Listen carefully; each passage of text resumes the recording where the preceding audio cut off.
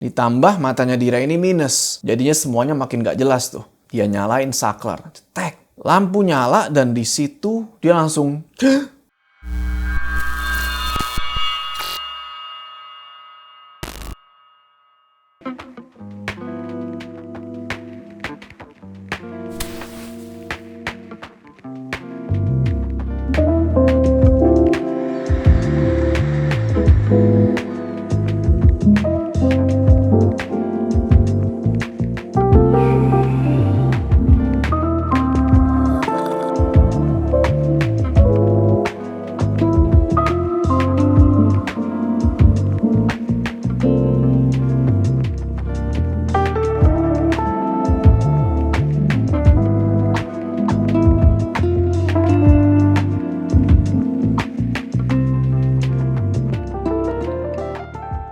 Warga malam, kalian pernah ngerasa nggak sih kalau rumah itu bukan sekedar tempat tinggal? Tapi lebih kayak ada yang ngikutin tiap langkah lu, kayak dindingnya itu punya mata. Kayak udara di dalamnya itu ngebawa rahasia yang berbau anyir. Dan baunya itu nggak hilang-hilang. Jadi cerita ini ditulis oleh seseorang yang bernama Filandita. Kalau kalian ingat cerita Lawon Abang, inilah yang menulis ceritanya. Nah, di cerita ini kita akan mengikuti perjalanan seorang perempuan yang sebut aja namanya Dira. Awalnya, Dira ini cuma diminta buat ngejagain rumah sahabatnya yang udah meninggal. Dan dia dibayar tuh sama orang tuanya si sahabatnya ini. Dibayar, dikasih fasilitas, diizinin buat tinggal di rumah yang gede mewah kayak gitu. Kalau kita denger-denger ya warga malam, enak-enak aja ya. Tapi ternyata apa yang ditinggalkan Shania, nama sahabatnya Dira ini, bukan cuma kenangan, tapi juga kutukan.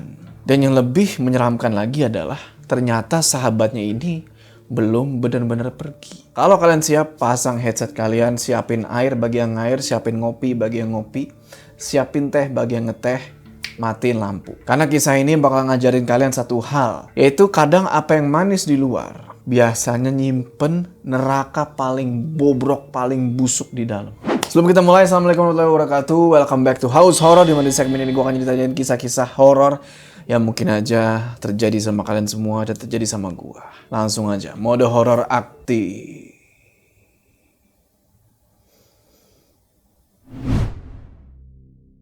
Jadi ceritanya gini guys, sore itu suasana kosan itu lagi sepi-sepinya. Sampai tiba-tiba seorang cewek, sebut aja namanya Anindira, biasanya dipanggil Dira, baru aja belokin motornya nih masuk ke halaman kos. Baru mau parkir dia nih, tiba-tiba itu suara teriakan kenceng banget dari arah depan kosan. Dira langsung matiin motor, dia buru-buru turun, dia taruh lah tuh motor metiknya asal-asalan, bodo amat. Nasi bungkus ini baru beli, bodo amat, dia tinggal di situ, mau diambil kucing kayak dicolong orang kayak nggak peduli. Nah, di depan kosan itu udah banyak orang tuh pada ngumpul sekarang. Dan mukanya tuh panik semua. Dira langsung lari ke arah kerumunan. Nggak peduli tuh sama orang-orang di depannya, dia terobos kerumunan itu. Jantungnya deg-degan, napasnya udah ngos-ngosan situ. Dan pas akhirnya dia berhasil sampai di depan. Di situ, wah dunia itu berasa kayak berhenti bro. Karena ternyata itu adalah jasad sahabatnya dia, Shania. Di situ Dira langsung kayak, langsung nangis, nggak bisa ngomong apa-apa. Shania, sahabat dia sendiri, yang 2 hari ini emang sengaja numpang di kosannya Dira, tahu-tahu udah meninggal dengan cara kayak gitu. Di situ Dira kayak, gak mungkin, ini pasti mimpi. Tapi ketika dia tampar pipinya, berasa sakit. Berarti ini bukan mimpi, ini nyata. Wah, lututnya udah lemes, gemeteran, dia jatuh tuh ke tanah. Ditambah, karena keadaan panik kayak begitu, asmanya kambuh. Untungnya ada warga yang sadar nih sama kondisinya Dira. Si Dira langsung dibantu tuh buat naik ke lantai 3. Ninggalin jasad sahabatnya yang sekarang udah gak bernyawa. Di kamar, Dira buru-buru tuh buka laci. Tangannya gemeteran, dia ambil inhaler tuh, obat asma, obat apapun lah yang bisa bantu dia sekarang. Dia kayak, gue gak boleh mati sekarang. Gue gak boleh mati. Gak lama, temen kosnya dia yang lain, Titin namanya, datang. Kamu udah mendingan, Dira? Kamu tahu nggak kenapa Shania bisa sampai kayak gitu? Apa kalian sempat ribut? Enggak, hubungan kita baik-baik aja kok. Tadi pagi, gue keluar buat cariin dia sarapan. Dia bilang, dia lagi gak enak badan.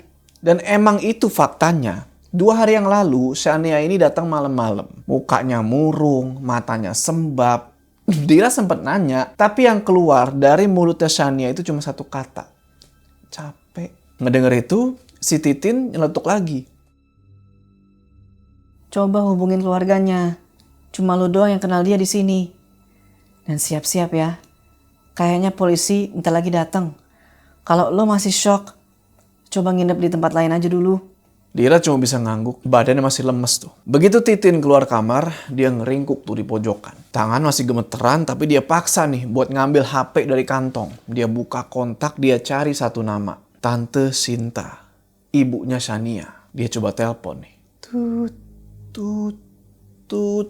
Sampai akhirnya diangkat. Truk. Halo, ini siapa? Ini Dira, Tante. Oh, syukurlah. Tante memang mau hubungi kamu. Tapi nomormu hilang pas Tante ganti HP. Tante mau tanya, Shania nginep di kos kamu ya? Ini HP dia ketinggalan. Tante dan Om baru balik dari luar kota. Cepat kesini, Tante. Shania, dia... Shania kenapa? Dia baik-baik aja kan? Dia meninggal, Tante. Polisi sudah datang. Ayo cepat kesini. Di situ tiba-tiba sambungan telepon kayak putus gitu aja. Dilanjutin sama suara kayak gedebuk gitu. Atau apa mungkin ibunya Shania ini pingsan bro. Nggak lama, tak tak tak tak tak. Pintu kamar Shania ada yang ngetok. Nah karena pintu kamar Shania itu nggak ketutup rapet, ada celahnya, Shania bisa ngelihat siapa yang ngetok barusan.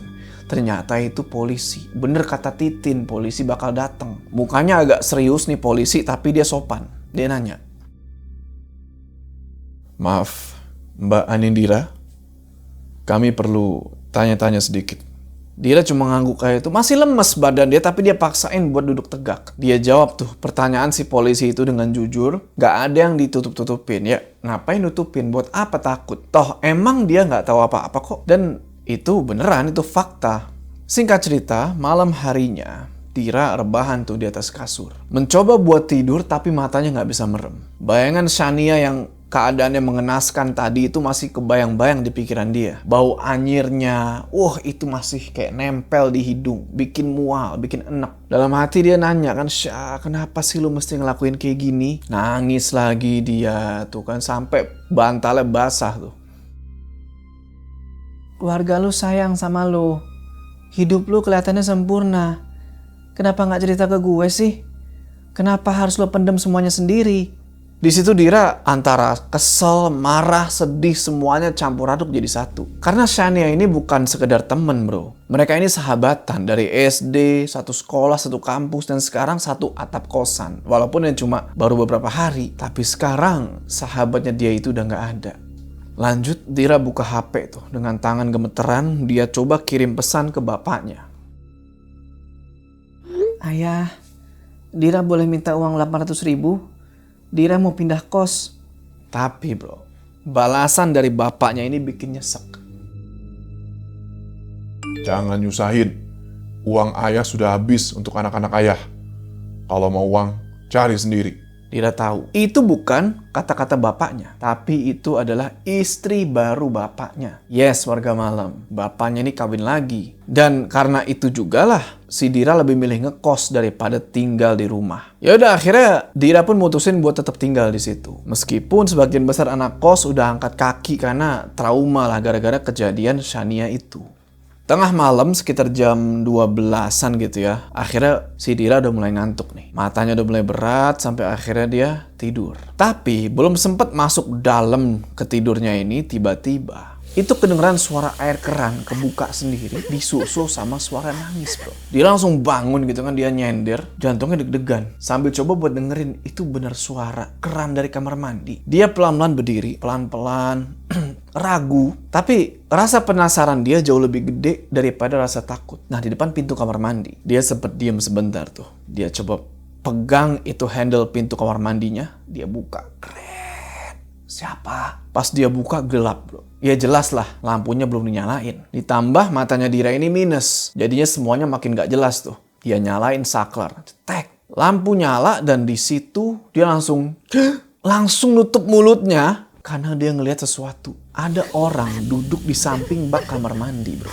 Ngebelakangin dia, rambutnya panjang, basah, kusut, nempel di punggung. Air dari bak mandi itu udah luber, jatuh ngalir sampai ngebasahin kakinya Dira. Dingin airnya itu, nggak tahu kenapa nusuk tulang. Dira coba buat ajak ngomong nih makhluk atau orang atau apalah gitu kan. Siapa? Sosok itu berhenti nangis dan dia langsung berdiri. Tapi gerakannya tuh aneh, kayak kaku gitu, patah-patah.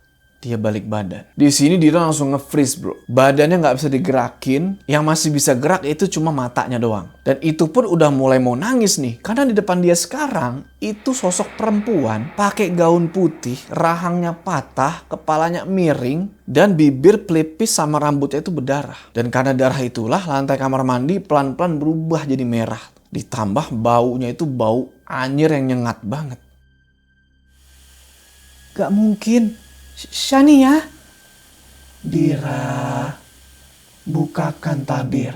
Si makhluk ini suaranya pelan tuh kayak berbisik. Tapi kedengeran jelas banget di kuping kanannya Dira. Disusul sama dengungan kayak nying. Dan dari situ si Dira langsung kayak gelap semua. Dan dia nggak inget apa-apa lagi. Pagi harinya Dira kebangun, badan udah menggigil tuh. Baju basah kuyup, pala cenat-cenut, nyutan parah, dia duduk tuh. Dia nangis. Punya kepala pusing. Gak punya kepala ngeri. Amit-amit. Ini kamar mandi. Keran air masih nyala tuh. Banjir itu kamar mandi. Pantes lah bajunya dia lepek semua. Dan ternyata dia itu semalaman rebahan di lantai kamar mandi. Dari situ tiba-tiba dia keinget sama kejadian semalam. Shania, mukanya, perawakannya. Kenapa sih lo harus datang-datang ke gue, Syah? Setelah lo nggak ada. Abis itu Dira buru-buru keluar dari kamar mandi. Hatinya udah campur aduk lah di situ kan. Sedih, marah, bingung, kesel. Nggak.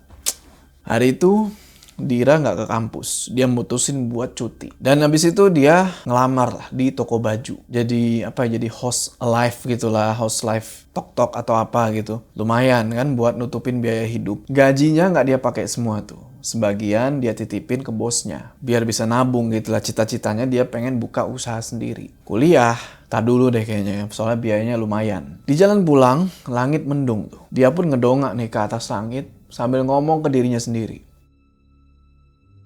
Bu, lihat aku dari atas sana ya. Aku masih hidup. Aku masih kuat.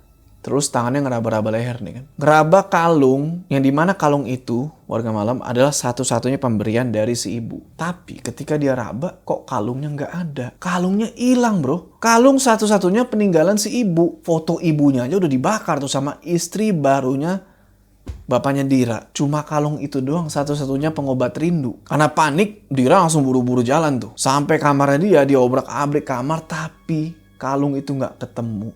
Sore itu, Dira nggak sengaja buka WA nih. Dia scroll status temen-temennya sampai tiba-tiba dia ngelihat status mamahnya Shania. Terus Dira ngelihat si tante itu masang foto rumah. Dia tanyalah,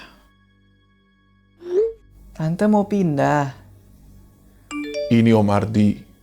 Iya, kami mau pindah. Demi kesehatan istri saya. Boleh Om telepon sebentar? Halo? Ani Dira, Om mau minta tolong. Om tahu, kamu sahabatnya Shania. Minta tolong apa, Om? Tinggallah sementara di rumah kami. Sampai rumah ini laku dijual. Di situ Dira bengong. Wih, tinggal di rumahnya Shania yang bener aja. Semua fasilitas boleh kamu pakai. Gratis. Kami cuma takut rumahnya kosong. Nanti malah rusak atau kemalingan. Kamu kami percaya dan tentu saja Om bakal bayar kamu. Dira pikir-pikir dulu ya, Om. Di satu sisi, warga malam, kalau kalian ditawarin kayak begitu gimana? Langsung mau pasti kan? Si Dira pun berpikiran yang sama. Kalau ini adalah sebuah tawaran yang menguntungkan. Gratis tempat tinggal, dapat gaji, ya hemat biaya hidup. Tapi di sisi lain, rumah itu penuh kenangan tentang Shania dan tentang malam kemarin. Malam kemarin itu yang si Shania tiba-tiba ada di kamar mandi. Nah di situ bikin Dira ini bertanya-tanya, apakah si Shania muncul kayak begitu? Apakah dia mau pamit atau dia cuma pengen nakut-nakutin nakutin doang. Setelah perang batin yang cukup lama, akhirnya Dira kirim pesan lah ke si Om Ardi itu. Dira bersedia Om. Kapan saya bisa mulai kerja? Besok, kunci kami titip di warung kopi seberang jalan ya. Besok sorenya, di depan rumahnya Shania, Dira udah berdiri nih di depan gerbang besar rumah itu. Dari luar kedengarannya kayak sunyi, sepi. Dia buka geboknya, dia masuk pelan-pelan. Dan halaman rumah ini tuh luas bro. Sejuk lah bisa dibilang kan, ditambah angin sore itu sepoi-sepoi tuh. Ada pohon mangga besar di pojokan. Pokoknya ya lumayan enak lah nih halaman rumah. Syah, biasanya aku kesini buat main, buat cerita-cerita. Sekarang, aku datang cuma buat jagain rumah yang udah gak ada kamunya lagi. Dulu lo maksa gue cerita terus, tapi lo sendiri milih mendem semua masalah. Curang lo, Syah. Langit tiba-tiba mendung, angin makin kencang. Sampai ayunan besi yang ada di pojok halaman tiba-tiba goyang. Akhirnya Dira masuk ke dalam rumah itu. Pas dia buka pintunya, gelap, dingin. Dia cari saklar, dia nyalain, cetak. Pas lampu nyala, kelihatan semua dalamnya dan Dira bilang, oh ternyata nggak seserem yang gue bayangin. Dia puterin tuh, dia kelilingin rumah itu ternyata bersih. Hampir nggak ada debu sama sekali. Akhirnya Dira milih kamar nih. Dia pilih kamar, bukan kamar utama yang dia pilih. Tapi kamar yang deket sama kamarnya Shania.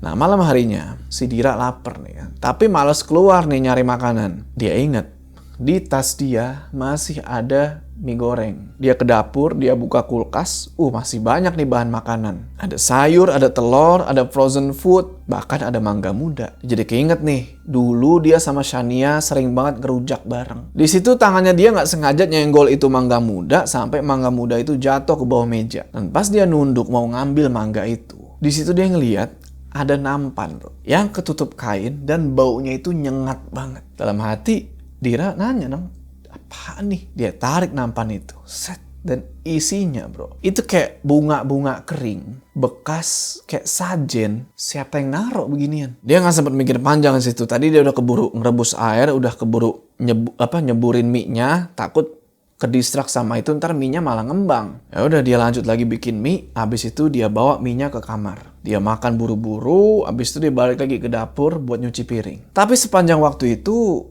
nggak tahu kenapa dia ngerasa aneh. Dia mulai ngerasa kok kayak gua nggak sendirian di rumah ini. Dia coba cuekin warga malam. Tapi hati tuh masih terus gelisah. Sampai akhirnya kelar nyuci piring, dia naik lagi nih, udah mending tidur aja. Pokoknya perut kenyang, hati tenang lah. Kan teorinya kayak gitu kan. Perut lapar, ngamuk. Sambil kayak, dia naik ke atas kasur, dia tarik selimut. Dia berharap udah kekenyangan, ya udahlah biasanya kan ngantuk nih. Dan emang bener gak lama kemudian mata udah mulai berat nih. Saat kelopak mata mulai turun, sampai tiba-tiba Dira.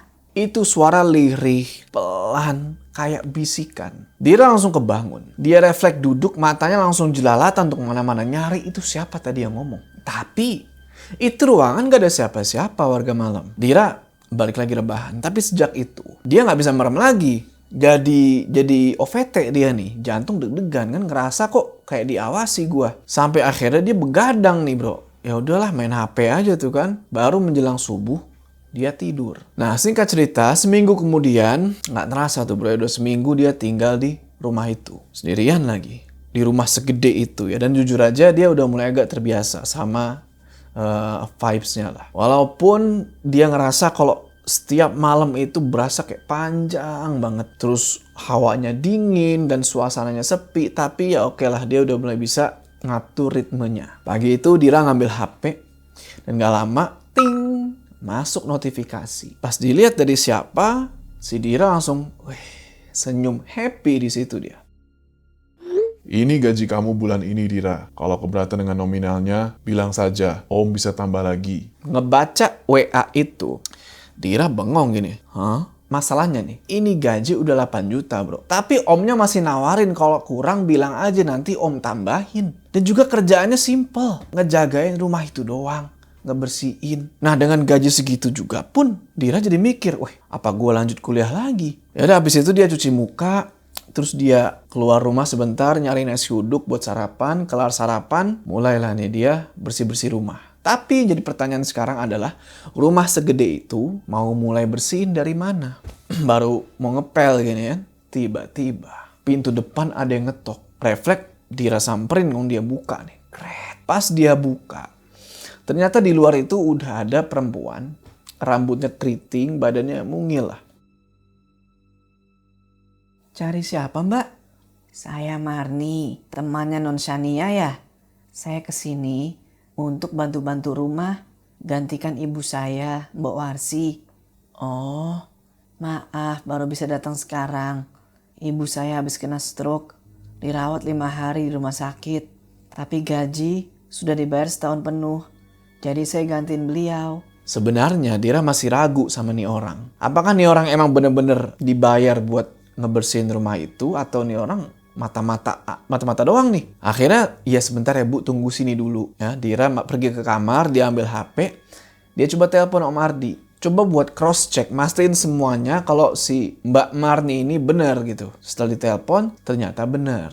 Kalau Mbak Marni ini udah semingguan ngegantiin posisi ibunya kerja di rumah itu. Hari itu Dira gabut bro, dia cuma ngeliatin si Mbak Marni ini ngeberesin rumah. Dan ketika Dira mau bantuin, gak dikasih. Pokoknya biarin aja si Mbak Marni ini yang ngeberesin semuanya. Sampai jam 5 sore itu akhirnya si Mbak Marni ini pamit. Tapi yang aneh, sebelum pulang, si Mbak Marni pesan kayak begini. Hati-hati di sini, jaga diri baik-baik. Dira cuma, iya Mbak. Tapi gak sampai di situ. Karena si Mbak Marni ini ngelanjutin lagi dengan ngomong sesuatu yang aneh. Ingat, yang baik sama kita belum tentu baik. Asah kepekaan kamu. Dira langsung, hah? Maksud? Gitu kan? Selagi belum terlambat, pergilah. Jangan sampai kamu menyusul teman karibmu. Hah? Belum sempet nanya lagi, si Mbak Marni ini udah cabut bro. Nggak lama setelah Mbak Marni ini pergi, hujan turun tuh. Yang ngebuat suasana kok jadi nggak enak. Ya udahlah, Dira cuma bisa diem. Habis itu Dira pergi ke ruang tengah, dia nonton TV sendirian. Dari maghrib sampai malam itu hujan nggak berhenti-berhenti. Petir, wah jedar. Udah kayak badai di luar tuh. Bosen nonton TV, Dira matiin lah TV-nya. Dia berdiri, dia mau balik nih ke kamar. Tapi tiba-tiba dia berhenti, terus dia kepikiran sesuatu. Kalung pemberian ibunya yang hilang. Tiba-tiba dia ingat kalau beberapa minggu yang lalu sebelum kejadian Shania, dia sempat nginep di rumah itu pas Om Ardi sama Tante Shinta itu lagi keluar kota. Jadi pertanyaan sekarang adalah, apa jangan-jangan kalungnya ada di rumah itu? Waktu itu Dira masih ingat jelas. Beberapa minggu sebelum semua kekacauan ini terjadi, dia sempat nginep nih di rumahnya Shania. Mereka berenang bareng tuh di kolam belakang rumah. Dan saat itu dia inget banget kalau kalung warisan dari ibunya itu sempat dia lepas. Dan kayaknya kalung itu dia taruh di laci kamarnya Shania bro. Langsung dia jalan lagi menuju ke kamarnya Shania. Dia pegang gagang pintu kamarnya Shania, tapi di situ dia ragu buat ngebuka. Cuma ini kalau gua nggak masuk, kalung nggak bakal ketemu nih. Akhirnya dia buka pintunya. Nggak tahu kenapa ini pintu kurang di all in atau apa gitu ya. Bunyinya keset banget. Pas dibuka ya dalamnya itu ternyata gelap, lembab, pengap. Tapi ada aroma yang familiar. Aroma wangi yang biasa nempel di bajunya Shania. Dira masuk pelan-pelan ke kamar itu. Dia langsung jalan ke sisi ranjang. Dia buka laci. Ternyata kosong. Kalungnya nggak ada. Dira terus dia muter sana kemari, di mana ya? Lemari. Mungkin dipindahin ke lemari. Oke, dia buka lemari ini. Dan bener aja. Di dalamnya itu ada laci kecil dan dibuka lacinya. Ketemu. Dira langsung senyum lega. Langsung dia ambil kalung itu. Cepet-cepet langsung dipakai lagi. Tapi di laci itu ada benda lain yang menarik perhatiannya Dira. Ini apa? Jadi itu adalah sebuah buku diary pakai sampul ungu muda. Dia ambil, dia bolak-balik, dia baru tahu nih Shania punya diary. Kalau lu nggak bisa cerita langsung, Syah, mungkin lu nulis sesuatu di sini.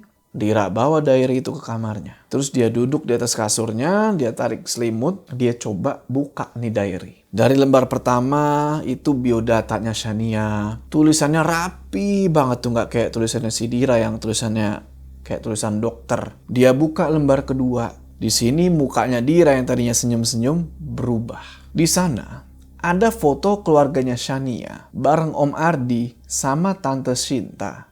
Tapi kok mukanya Shania dicoret? Belum sempet pertanyaan itu terjawab, tiba-tiba cek, lampu mati. Pas banget azan maghrib baru kelar. Sontak dia carilah tuh kan HP yang dia taruh di atas meja kecil. Ketemu nih HP, dia nyalain senternya. Tak, terus dia intip keluar jendela. Wah, ternyata nggak rumah itu doang yang mati lampu. Ini mati lampu satu kampung. Mau nggak mau harus cari lilin nih. Dia pernah ingat Shania itu pernah naruh lilin di laci deket TV. Ya udah pelan-pelan bermodalkan senter HP doang. Sementara di luar itu hujan deras, petir nyamber-nyamber, blar. Dia tarik laci deket TV itu, bener ada lilin. Dia buru-buru ambil satu. Tapi sialnya, plek, lilinnya jatuh bro. Mungkin karena tangan licin nih. Lilin itu gelinding, tutuk. Si Dira mau ambil. Tapi waktu itu dia ngedengar suara di rumah sesunyi itu. Dan waktu dia lagi sendirian, dia ngedengar suara aneh.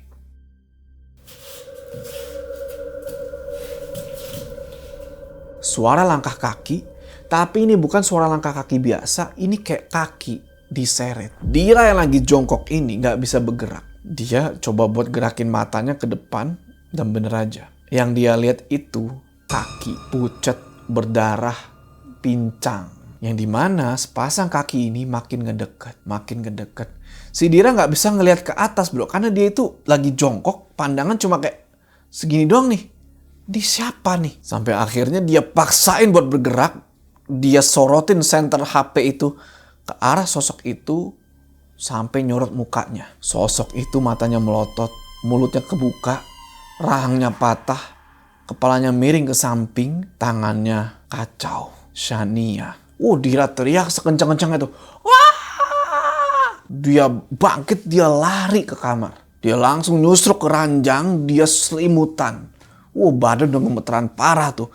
Tapi sialnya, pintu lupa ditutup. Tapi dia udah gak berani gerak lagi bro. Dia udah gak berani keluar dari selimut. Dia cuma bisa nangis sama doa. Sampai tiba-tiba ranjang itu bergerak. Dalam hati Dira, aduh jangan naik. Tapi dibilang kayak gitu, kok malah berasa sosok itu naik ke atas ranjang. Karena kasurnya itu berasa bergetar pelan bro. Dira makin nangis tuh kan. Syah maafin aku kalau aku salah. Tapi gak ada jawaban di situ. Cuma udara yang berasa dingin dan rasa takut yang makin lama makin dalam. Tolong aku. Suara bisikan itu muncul lagi. Lirih, pelan, tapi makin lama makin jelas. Dan sekarang kedengaran kayak udah kaset rusak. Tolong aku, muter-muter aja itu. Sementara Dira sekarang masih di bawah selimut, gak berani ngelihat keluar, gak berani gerak sama sekali. Sampai tiba-tiba lampu tiba-tiba nyala. Kelihatan dari balik selimut itu. Seketika suasana berubah nih. Yang tadinya menegangkan tahu-tahu tenang, sunyi, dan sosok itu kayaknya udah pergi. Dira berani diri buat keluar dari selimut. Tapi begitu selimutnya dibuka, sosok itu udah ada tepat di depan mukanya. Bentuknya udah bukan wajah manusia lagi. Pipinya bolong, matanya lebar, kosong, tangannya kurus, dingin, megang pipi kanan dan pipi kirinya Dira. Dira gak bisa bergerak lagi. Napasnya udah tersengal-sengal bro. Sosok itu ngedeketin mukanya, terus ngedeketin mukanya sampai dahinya si makhluk ini sama dahinya Dira nempel. Dan saat itu juga gak tahu gimana ceritanya, dunia itu seolah-olah meledak, gelap semuanya. Dan ibarat kayak lorong waktu, Dira ini kayak keisep, dia bisa ngelihat apa yang terjadi sama Shania di masa lalu.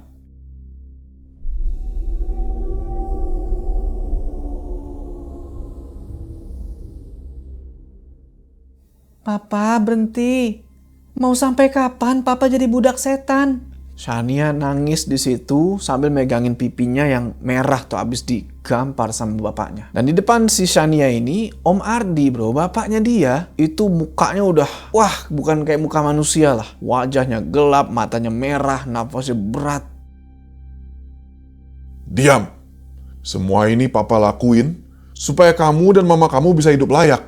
Tapi harganya apa, Pak? Shania teriak makin histeris di situ. Dia ambil sesuatu dari laci, dia lempar ke arah Om Ardi. Tapi itu nggak ngefek apa-apa buat Om Ardi, dia malah senyum. Dia ambil benda itu, sementara si Dira nggak tahu ya situasi apa ini. Tapi Dira itu lagi di pojokan, ngelihat semua itu, dan seolah-olah Shania sama Om Ardi ini nggak bisa ngelihat dia. Bagus. Sekarang jawab, berapa usia kandungan kamu? Tolong stop, Pak. Ini udah ke-7 kalinya. Shania nggak mau lagi hamil anak papa. Waduh, ngedenger itu bro, Dira nangis. What the freak, man? Tapi Om Ardi ngedenger Shania udah kayak begitu, dia cuma geleng-geleng kepala. Untuk dapetin apa yang papa mau, harus ada yang dikorbankan. Papa yang harusnya jagain aku, malah ngerusak semuanya. Papa nggak izinin kamu mati. 3 bulan lagi, janin itu kita serahkan, seperti biasa. Menikah aja, cari istri lain, jangan aku. Nggak bisa, Syah. Mereka cuma mau anak dari hubungan haram. Makin najis, makin kuat.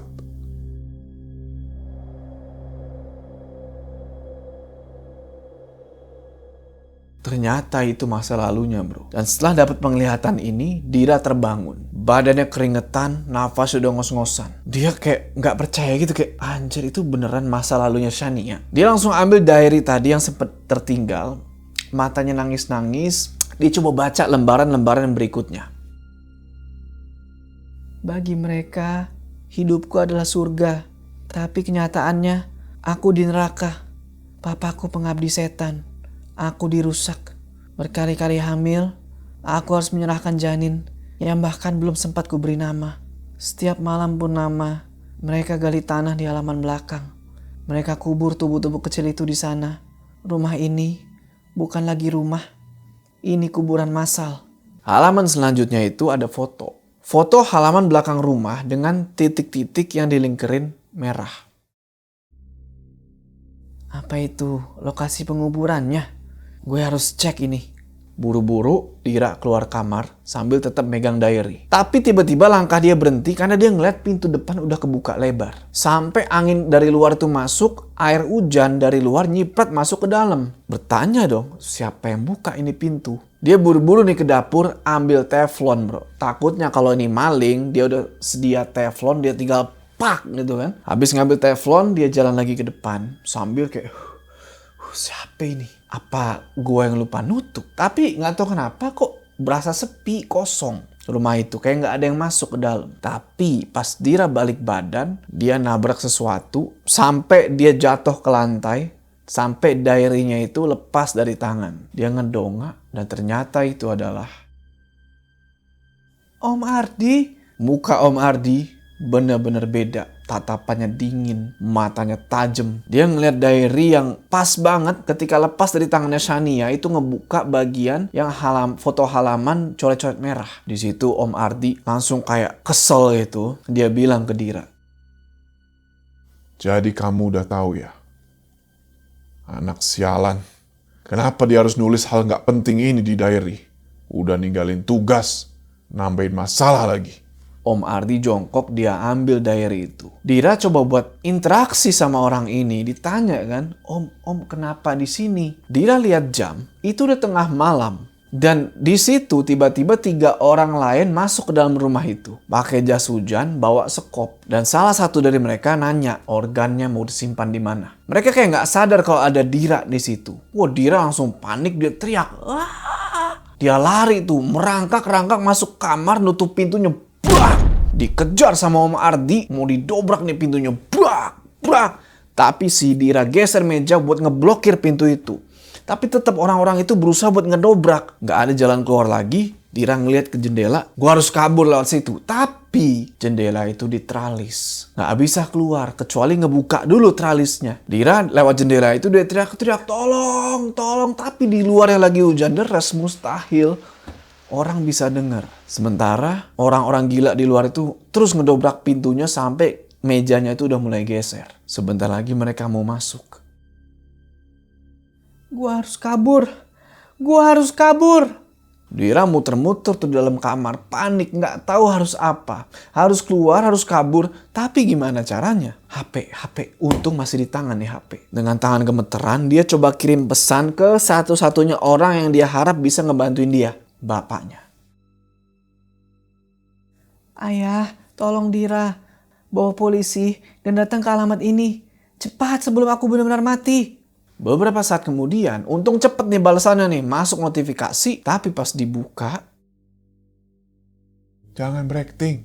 Bilang aja mau ketemu ayah buat minta uang. Nggak ada. Udah jangan ganggu. Ayahmu lagi tidur. yang bales istri mudanya bro. Ya udahlah nggak bisa ngapa-ngapain lagi. Dia cuma kayak anjir gimana nih. Dia nangis aja tuh bingung mau ngapain. Sampai tiba-tiba brak lemari bro. Lemari itu kebuka sendiri. Dia nengok ke situ dan di situ sosok itu datang lagi. Sosok yang menyerupai Shania. Dia keluar dari dalam lemari sambil merangkak, gerakannya patah-patah, semua tulangnya bisa kedengeran tuh. Pokoknya penampakannya ngaco banget deh, matanya bulet, nggak normal, mukanya nggak simetris, rahangnya miring, mulutnya nganga. Dia merangkak kayak gitu semakin deket dan dia bilang,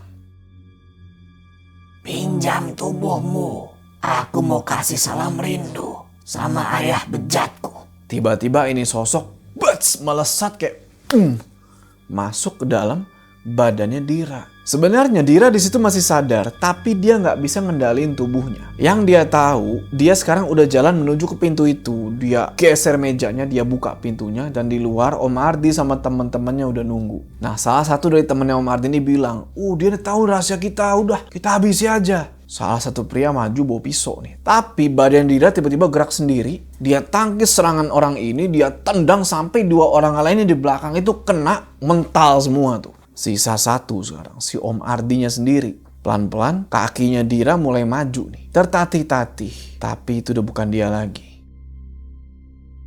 "Papa, kangen aku." Shania, Dira, atau lebih tepatnya Shania yang lagi ada di dalam tubuhnya Dira. Ngedeket ke arah ayahnya, terus dia peluk ayahnya tuh. Tapi yang dia nggak tahu, di tangannya Shania yang merasuki Dira ini udah ada pisau bro. "Aku benci papa." Itu pisau ditujlep ke punggung si papa. Sontak Om Ardi teriak, lepasin pelukan. Mukanya nahan sakit tapi belum selesai sampai di situ. Shania masih dalam tubuhnya si Dira, langsung nyekek lehernya si papa. Dan dia banting si papa itu ke arah tembok. Dan di sini si Om Ardi pingsan, belum meninggal. Gak lama kemudian Dira tiba-tiba ngerasa badannya itu kosong. Shania keluar. "Bawa bukti itu ke polisi, Dira. Mereka belum bisa bergerak dengan tubuh yang terluka." Kedengeran suaranya Shania gak tahu dari mana. Dira bangkit, kakinya gemeteran. Badannya pegel kayak habis digebugin, tapi dia mesti pergi dari situ. Hujan di luar masih deres tapi bodo amat lah. Dia lari tuh nyeker tengah malam. Dia lari ada sekitar setengah jam lebih dia sampai di satu kantor polisi. Dia kasih buku diary-nya dan di sini polisi langsung bergerak.